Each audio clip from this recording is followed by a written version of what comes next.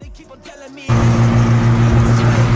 I am brave, man, that's what I say to myself. Cause I'm making these waves and I'm making it happen. I'm up on this line, yeah, up on this line. I've been mentally drained, cause I've been losing my sleep. Gonna stay on the way, while you just... What has four wheels and screams, I live in a trailer park? An IROCZ.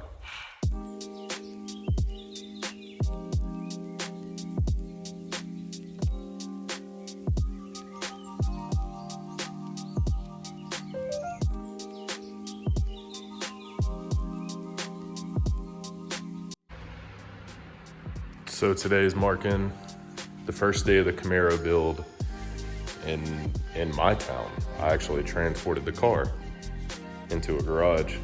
And what I'm doing now is removing the TPI system. This car is gonna get a Holley EFI kit, which I've already purchased. I'll show that in a second. So here's the sniper kit. Grabbed it for, I think it was like 700 used. Missing an O2 sensor. But you know, the ECU is there, the wiring is there, and that's there. So I went by Summit Racing Equipment, got a fuel pump, tubular manifolds, you know, some stuff, some more tools, trying to make this simpler. Like I said, out with the old, in with the old. Thought I had some RTV to make these gaskets seal a little bit better on the intake, and it's solid, hard as a rock. So I may spend a little bit of time today just seeing if the engine rolls over. Like I said, this engine hasn't ran in a very long time, so I need to just see if I can get it to turn over by hand. Try to get it to number 1, 2, which will make it easier to put a new distributor in, because everything will be at top dead when I go to drop something in. The EFI is on, bolted up. Now I'm trying to kind of source out where the original wires would have went and getting into the header install. So I've cleaned everything up, blew out the exhaust ports and stuff, sprayed some WD-40 in there to kind of loosen everything up as we go. Also looking at the old intake, trying to find, you know, plugins that would have been used, how they were used. The smog pump definitely has to go. I'm pretty sure it's a smog pump. It's going to be in the way of this whole setup at this point, so it's got to go. I feel like this whole pulley system is eventually going to come off, especially if I want to go with modern AC. It's nice to have all this, but it's not really serving me purpose now. But I'm going to get into bolting up this manifold. So to put the engine top dead center, it won't rotate. So I ordered a camera off Amazon to be able to see inside the cylinder walls, and it's not looking good, but I'm gonna try to unlock it before I make any other decisions. Maybe let it soak in trans fluid and stuff for a little while. Definitely aggravating. I mean, it seems like it's not enough rust to really lock it down, but I might. I don't know. We'll see what we can get out of this. We all know. Hello, focus. What I want to see here. Let's go focus. I don't know what's happening. Well, there's good news in this world and there's bad news, and we've got a full case of bad news.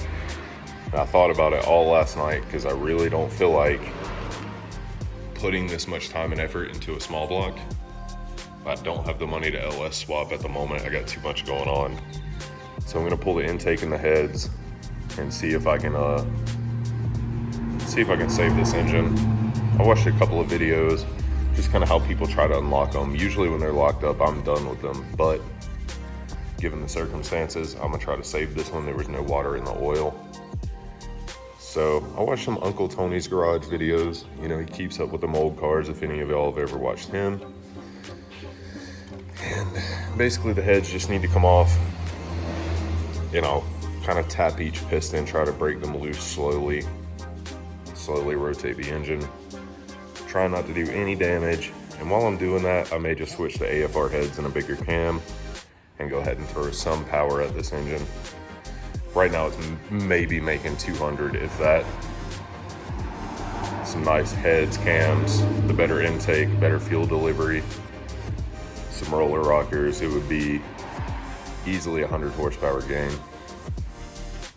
So that may be what we do, depending on how far I can get. But the head should be off today. All right. Inside all of us is an inner mullet. I just let my inner mullet out, and honestly, that didn't take long. It took about 20 minutes to pop this head off. And this is definitely savable, I would assume. I'm not sure why these 3 cylinders got rusted out and nothing else did, but I guess bad luck. I'm gonna go ahead and try to shock these. Try to shock these loose a little bit. I'm trying to see what's down in there. It's disgusting. Now that these are off, all I'm gonna do is just tap a metal pipe on each of these cylinders one by one. That side, that side, that side, that side. Just some light taps. Leave some transmission fluid in there on top of the PB blaster. And just slowly try to work this thing loose. I mean, it sucks having to pull the heads, but it's done. At this point, I'm just gonna go back with aluminum heads and a bigger cam. I mean, I've already came this far, so I'm not gonna put OEM stuff back on. The only reason I left it is because I didn't want to go this far down into this engine, but now we're here, so no going back. Watch this. Look at this. That's so hard to do on that. She's freed up. That's how you end the video.